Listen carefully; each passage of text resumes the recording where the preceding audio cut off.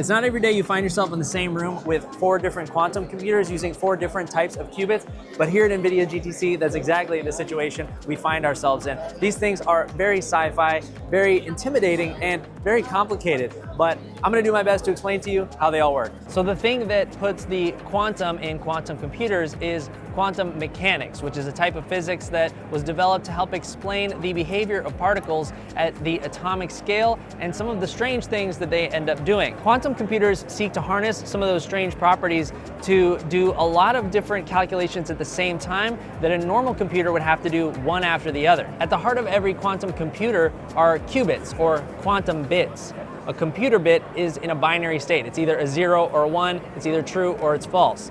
A quantum bit, however, can be a 0, a 1, or both at the same time. But what is a qubit physically, though?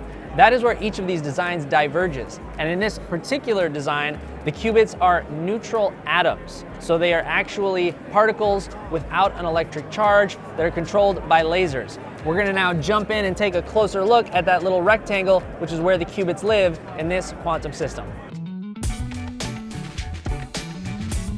This is the heart of the quantum computing system from Inflection. They use cesium atoms as their qubits, and they come in the bottom here, and they come into this top chamber where those atoms are put into a vacuum and kept very, very cold using lasers. We're talking less than 1 Kelvin, colder than the coldest place in the known universe, the Boomerang Nebula.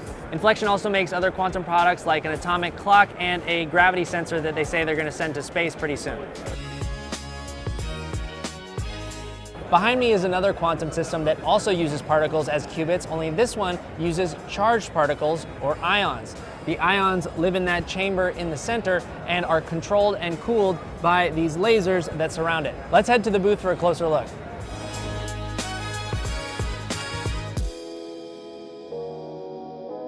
Here you're looking at the top-down view of Quantinuum's ion trap quantum computer that you just saw over there. In the middle there is a chip, and there's a little racetrack design kind of etched in there. That's where those quantum particles are gonna stay. But first we gotta load them in, and we do that using a laser. Once those particles are in there, you hit initialize, and it uses another laser to get them ready to be cooled down, which is the next step, so that those quantum properties can be brought out and they can get ready to do some quantum computing. You can do 2 qubit gate operations. A gate is basically just one step in the quantum computer's reasoning or thinking about it. You could also do a single qubit gate operation. And at the very end, once you're done, you would hit measure and another laser would come in and give you your desired result.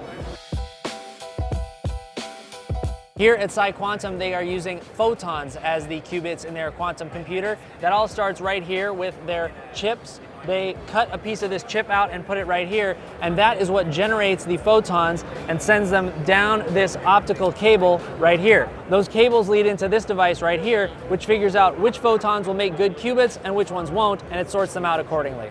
Some of the possible benefits of using photons is that they don't need to be as cold as some of the other quantum computer designs that we've seen here.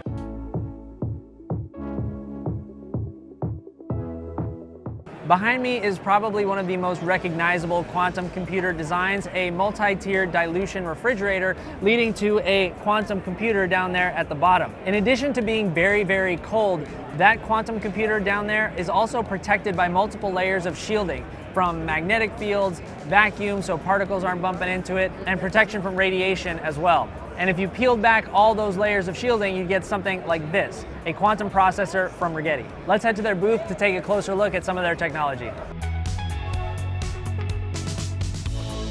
What's different about Rigetti's qubits is that they're not natural particles like all the other ones that we've seen today. Rigetti uses specially engineered circuits that can demonstrate quantum properties for quantum computing.